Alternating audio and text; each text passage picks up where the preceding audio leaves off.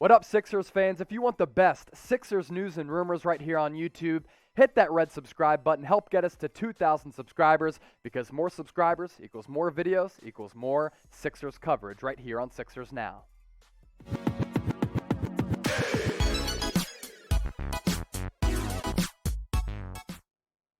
Happy Tuesday, Philly. Welcome into 76ers Now right here on Chat Sports. I am your host, Chase Sr. Coming up on today's show, some recent reporting from Shams Charania on Ben Simmons. Also an update on Charles Bassey, who was drafted in the second round by the Sixers. But first, let's start off with the latest on Ben Simmons. And for those who are fatigued about these Simmons talks, these Simmons rumors, this is one of the biggest storylines across the entire NBA during the offseason. So get used to it, because if a Ben Simmons trade goes down, it is massive news, not just for Philadelphia, but for the rest of the NBA. According to Shams, the Sixers opened up these talks for Simmons back in July, but no deal has come close because that asking price remains sky high.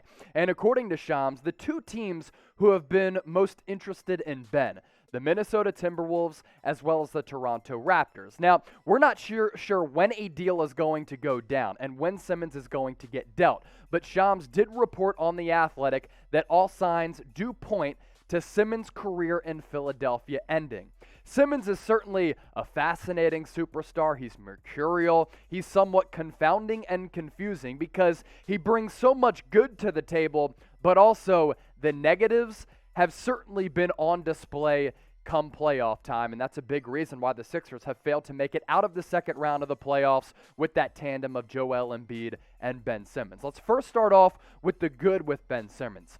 First team all-defender last year. I thought he should have been the defensive player of the year. He was that special. More valuable on the defensive end of the floor than a guy like Rudy Gobert, who brought home defensive player of the year, because unlike Gobert, Simmons can guard all five positions on the floor at a very elite level. A big reason why he's able to hold up defensively, and he has that versatility on that end of the floor. It's his size at 6'11", 240 pounds. And with that size, with the athleticism, with the physicality, he has such special court vision.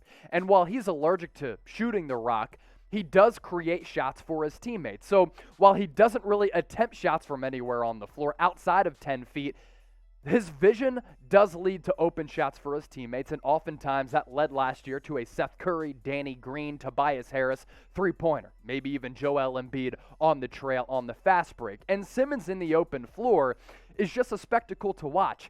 At that size, with the way that he moves, the bounce passes, the chest passes, it really is a special quality. But sometimes the good with Simmons is overshadowed by the bad, because offensively he has become such a liability in the half court.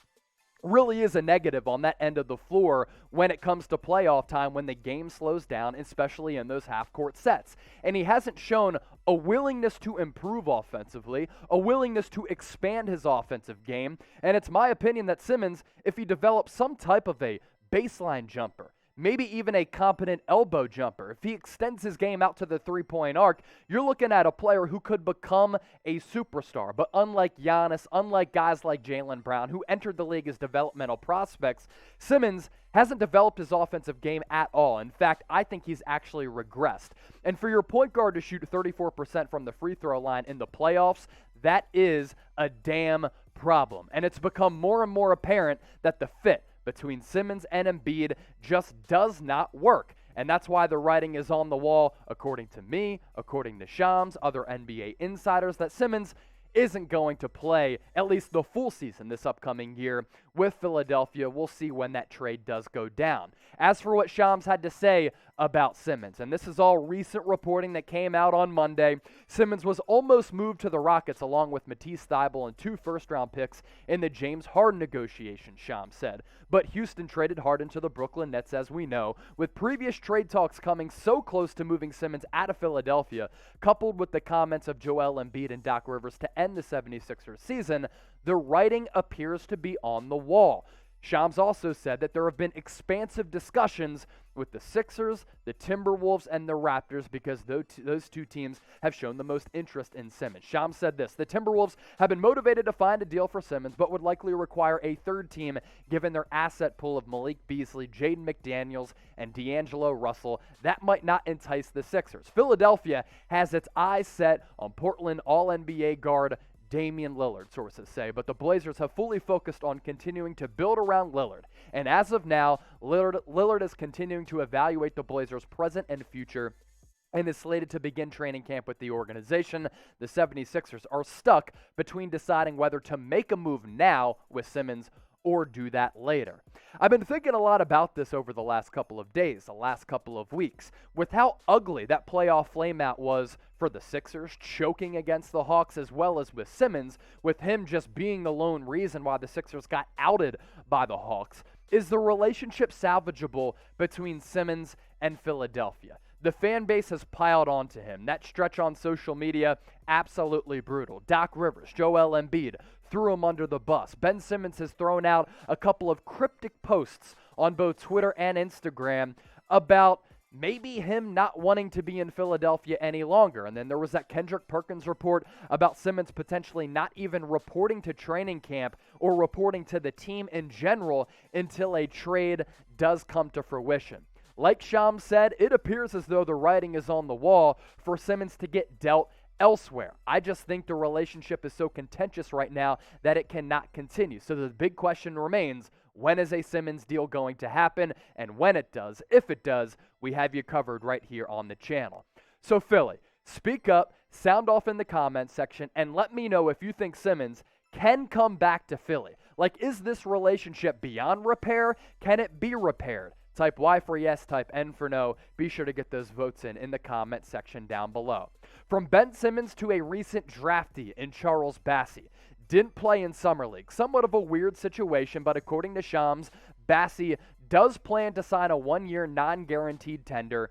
He didn't play in the Summer League because he didn't come to an agreement on that deal with the Sixers. And he was drafted 53rd overall in the NBA Draft as a guy who can kind of play a little bit of 4, a little bit of 5. I like that positional versatility with Western Kentucky last year, and his numbers were really good. It's not guaranteed that he's going to make the roster, but these numbers will certainly help him. He's going to have to prove himself in NBA training camp as well as the preseason to crack this rotation, especially with the signing of Andre Drummond to back up Embiid. But the numbers, pretty crazy. I mean, at Western Kentucky last year, he spent 3 years in the college ranks, redshirted 2 years ago, 17.5 points per game, 11.5 rebounds. But the big number here, it's the blocks per game last year, more than 3. And he shot 59% from the floor. He can stretch the floor just a little bit, but he's more of a prototypical center who's working on expanding his offensive game and working on developing that outside shot. As I mentioned, it's not guaranteed that Bassey is going to make the team.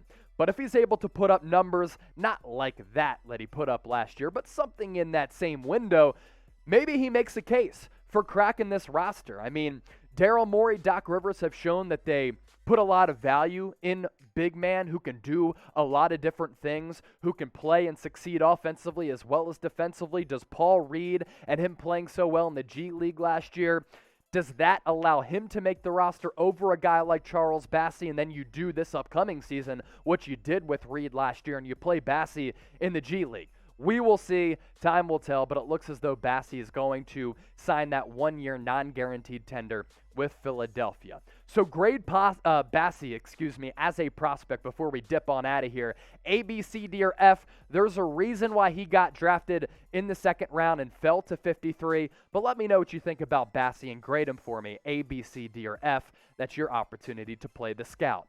Also, if you didn't get the memo off the top, subscribe right now to Philadelphia 76ers Now by Chat Sports. We launched this channel about 6 weeks ago.